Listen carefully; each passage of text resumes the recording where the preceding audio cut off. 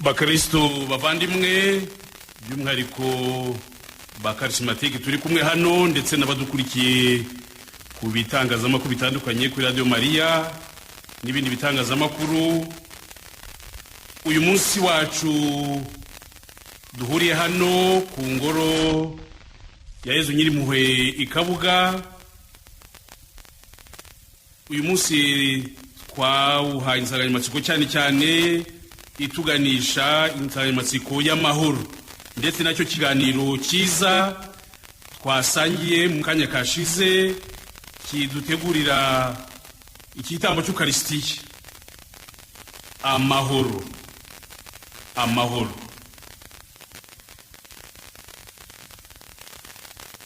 Iyo dutangiye igitambo cy'Ukaristiya, indamutso umusaseridoti umwepiskopi atanya n'igitambo cy'Ukaristiya arababwira ati ni mugira amahoro. Ndetse niyo dusoza igitambo cy'Ukaristiya dusezerera umusaseridoti asezerera ikoraniro ry'abakristo aratubwira ati ni mujyana amahoro ya Kristo. Intangiriro y'igitambo cy'Ukaristiya dusuhuza imbaga y'abakristo tubaga tuti ni mugira amahoro. Twaba dusoza igitambo cy'Ukaristiya dusezera imbaga y'abakristo turababwira tuti ni mujyana amahoro ya Kristo. Iyo turebye hagati mu gitambo cy'Ukaristiya amasengesho atandukanye uko igitambo cy'Ukaristiya giteye, iyo ngingo y'amahoro nayigarukamo. Turi buze kongera kubisubiramo, ariko ndagira ngo uyu munsi noneho twumve neza igitambo cy'Ukaristiya ariryo sengesho rikuru rya Kiliziya. Ni isengesho Yezu Kristo aduhama amahoro, atwifuriza amahoro, twese twifurizanya amahoro, ndetse amahoro akaduhamo nk'impamba tugomba gutahana dusoje igitambo cy'Ukaristiya. Iyo mpana duhaye tukagenda tukayigeza ku bandi tukayibasangiza. Nkabangira ngo twego abakarismatike by'umwihariko twaze mu kanya bavuga formation, guhugurwa, kwihugura. Ndabasaba yuko muzafata igitabo cya misa, hanyuma murebe uburyo ibanga ry'amahoro ryubakiye neza rwose mu masengesho atandukanye y'igitambo cy'Ukaristiya. Ni ikintu gikomeye cyane rero. Ivanjiri tumaze kumva yanditswe na Yohani umutwe wa 20 kuva ku murongo wa 19 kugera kwa 23, nayo yatubwiye amahoro. Ni Ivanjiri itubwira uburyo Yezu yabonekeye abigishwa be nyuma yo kuzuka. Igihe yamaze gupfa, nyuma yo kuzuka abonekera abigishwa be bwa mbere, twumvise uko byari bimeze. Bari bateraniye hamwe bifungiranye, bari bafite ubwoba. Yezu ababonekeye arababwira ati indamukanyo yabahaye ya mbere, yarababwiye ati ni mugira amahoro. Twabyumvise nabyo. Abigira kabiri, abigishwa ba Yezu bari bateraniye ahantu hafunze, bari bafite ubwoba, nta mahoro bari bafite ubwoba. Nyuma y'ibyo byari maze kuba kuri Yezu, bari baragendanye nawe igihe kirekire, baramwumvise, baramukurikiye, ariko bigera aho ibintu bihinduka. Uwo bari bashyizemo amizero yabo, bari bazi wari babwiye ati nigenzira ukuri n'ubugingo, babona urupfu apfuye, bacika intege. Barangije bajya kwifungiranira ahantu, batinya Abayahudi, bashaka kubagira nabi, babatoteza. Igihe bari mu cyumba bifungiranye nibwo zabonekeye, arababwira ati mu yandi magambo, arababwira ati mugira amahoro. Nkababwira ati mwigira ubwoba, ndi kumwe namwe, ni mugira amahoro.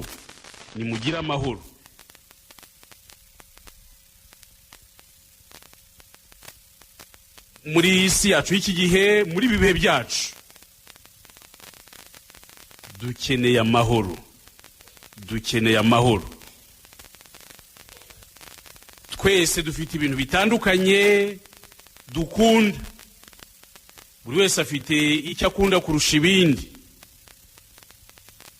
No mu rugo yewe umugabo n'umugore n'abana ntago bose bakunda ibintu bimwe, ariko hari ikintu cy'ingenzi twese duhuriyeho, twaba tubishaka tutabishaka, wenda tutabitekerezaho igihe kirekire cyane, ni amahoro. Buri wese akunda amahoro, yewe n'ubuza abandi amahoro burya yababuza yibwira ko arimo gushaka uburyo bwo kugira ngo agire aya mahoro. Abahanga mu mitekerereze ya muntu batubwira yuko na wa wundi uba ufite imbunda, yambaye za grenade, yambaye n'ibindi byose ashobora kwifashisha, burya abashaka amahoro. Agashaka amahoro kubera ko afite ubwoba, ariko agashaka n'ayo mahoro kubera ko yabuze abandi. Nta muntu akizeye, rimwe n'ibintu byagira naho ubwe noneho atakizera, ya mahoro agakendera akabura. Twese ikintu kimwe duhuriyeho twese ni amahoro, kuko nta wanga amahoro. N'umusazi, umurwayi wo mu mutwe, hari uwo twigize guhura agenda mu muhanda yirukanka atoragura amabuye, agenda avuga ati mumpa amahoro, mumpa amahoro, mumpa amahoro, agenda atera amabuye. Yari umurwayi wo mu mutwe, afite uburwayi bwo mu mutwe, avuga ati mumpa amahoro. Nawe amahoro yarashakaga, ariko nawe yarabuje abandi kuko yari ifitemo amahane, agatera amabuye agira ngo yigizeyo abashaka kumuza umutekano n'amahoro. Nawe yarashakaga, nubwo ari umurwayi. Amahoro, isi yacu ikigikeneye amahoro. Twumva ibitangazamakuru bitandukanye, twumva imidugararo, intambara,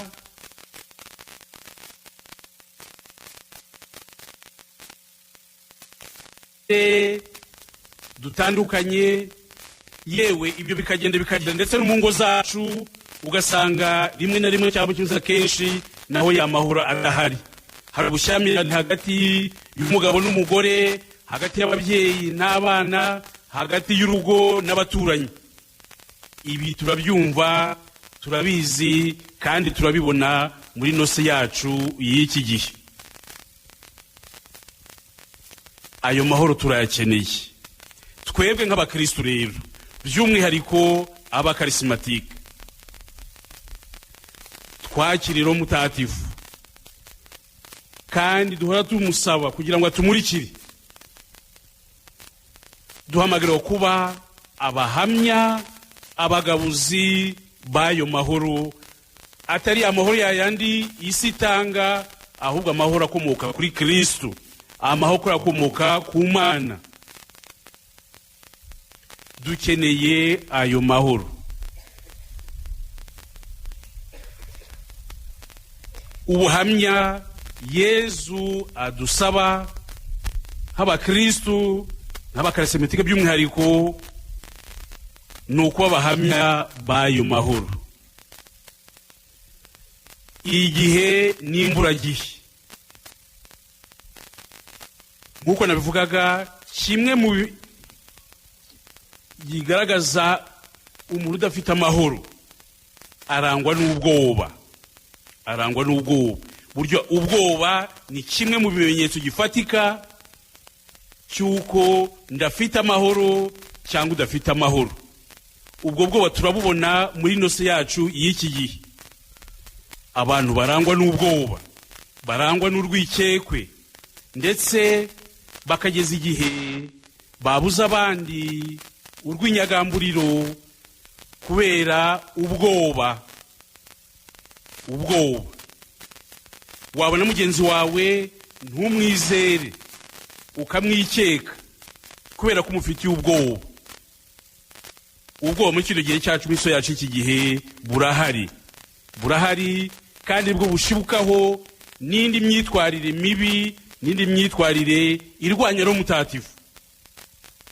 Twebwe abakristo, by'umwihariko twebwe charismatique, duhamagara kwakira amahoro. Twamara kuyakira, yirukana ubwoba muri twebwe ndetse nabo duhura nabo dukoraho ubutumwa. Ayo mahoro tubahaye, amahoro akomoka ku Mana, niyo yirukana bwa ubwoba bwe utazi neza uko ejo hazaba hameze, ubwoba yuko uzi ko mugenzi wawe umuturanyi ashobora kukugira nabi. Ibyo nibyo bibuza amahoro. Ayo mahoro mbere na mbere akabanza kubura mu mitima yacu, bikabyara amahane n'intonganya, bikabyara intambara z'urudaca. Amahoro, Yesu abonekera abigishwa yababwiye ati mbahaye amahoro, nimugire amahoro. Mu gitambo cy'Ukaristiya turibuze guhana amahoro ya Kristo. Yesu yabwishije ati mbasigiye amahoro, mbahaye amahoro yanjye. Mbahaye amahoro yanjye. Na amahoro ye yaduhaye, ntabwo ari amahoro y'isi. Amahoro y'isi arayoyoka. Amahoro y'isi ndetse hariyazamo n'ikiguzi. Amahoro ntabwo abantu bayajyaho impaka kugira ngo umuntu atange ikiguzi cy'amahoro. Yesu yaduhaye amahoro ku buntu, kandi ayo mahoro nyayo uyakira umutima we ntawe ushobora kuyakwambura, ntawe ushobora kuyatwambura. Ayo mahoro urayakira, n'iyi inkuba zakubita, imiyaga yahuha, izuba rigacana, imvura ikagwa, imirabyo ikarabya, amahoro ya Kristo urayagumana, turayagumana. Ayo mahoro rero niyo Kristo adusaba kwakira, ariko nituyagumane, kuko impano nziza Yesu yaduhaye, iyo mpano y'amahoro, kandi duha kugira ngo tuyisangize n'abandi, tuyigeze ku bandi. Tube abanyamahoro, turangwe n'umutima utuje, umutima wizera, umutima wifuza yuko ayo mahoro Imana yaduhaye natwe tuyasangira twese. Amahoro atari umwihariko w'umwe, ahubwo amahoro ni aya twese. Ayo mahoro yashibukaho ibindi byiza byose Imana itanga. Iyo dufite amahoro akomoka ku Mana, ibiganza n'umutima wacu bifunguye kugira ngo twakire n'izindi ngabire zose Imana iduha. Mu ngabire za Roho Mutagatifu harimo n'amahoro, ingabire y'amahoro. Niyo mpamvu amahoro ari ikintu gikomeye cyane. Kuba rero mu gitambo cy'Ukaristiya dutangira twifurizanya amahoro, turamutse imbaga y'Abakristo tubifuriza amahoro, nimugire amahoro. Tugasoza igitambo cy'Ukaristiya duseze imbaga twiragiza amahoro, twisaba kujyana amahoro ya Kristo. Yesu abonekera abigishwa be yababwiye ati nimugire amahoro. Igihe bari bafite ubwoba, amahoro ni impano ikomeye, kandi natwe turayakunda, kuko tuzi ko nta kindi gishobora kuyasimbura. Kuri uyu munsi rero twahuye nka charismatique ku rwego rw'igihugu. Twumve by'umwihariko ko turi intumwa n'abahamya b'ayo mahoro. Muri bihe byacu bicumbamo inabi, intambara n'ubwoba bwibasa imitima ya benshi, twebwe abakire Kristo tugomba kutagira ubwoba, ahubwo tukaba abahamya ba Kristo, abahamya b'ayo mahoro, abahamya b'amahoro kuri bose, aho dutuye, aho dukora, ngo tuba aho niho tuzagaragariza ubukristo bwacu koko. Ntiduterwe ubwoba n'ibihe turimo, ibihe turimo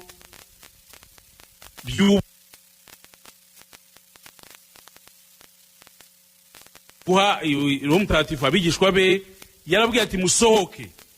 Yabahaye Roho Mutagatifu, yarabwiye ati musohoke mujye kwamamaza inkuru nziza. Yabahaye Roho Mutagatifu kugira ngo bagendane nawe, abagenda imbere, abagenda iruhande,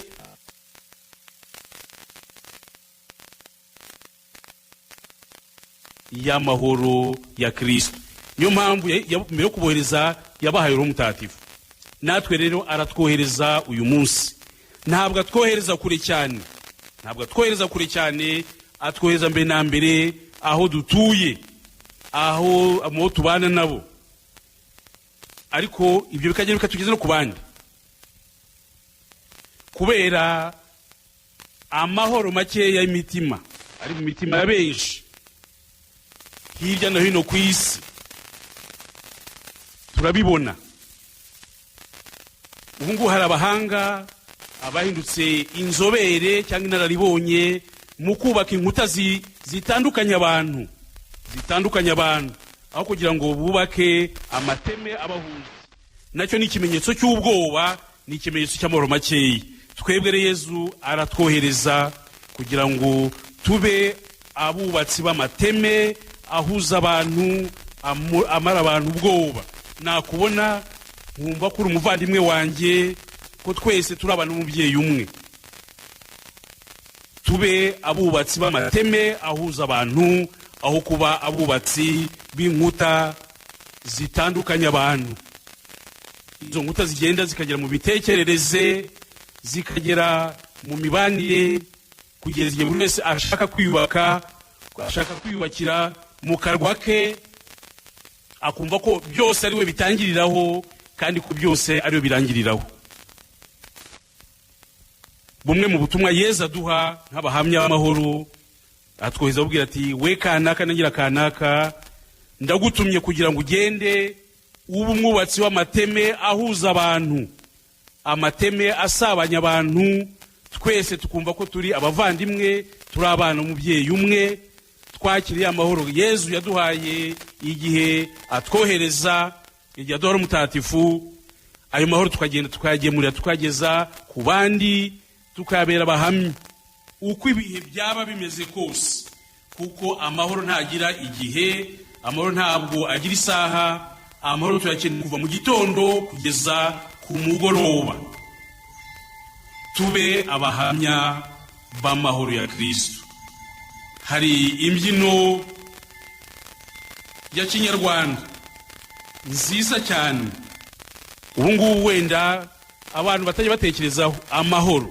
Imbyino y'amahoro twabyinaga, tubyina,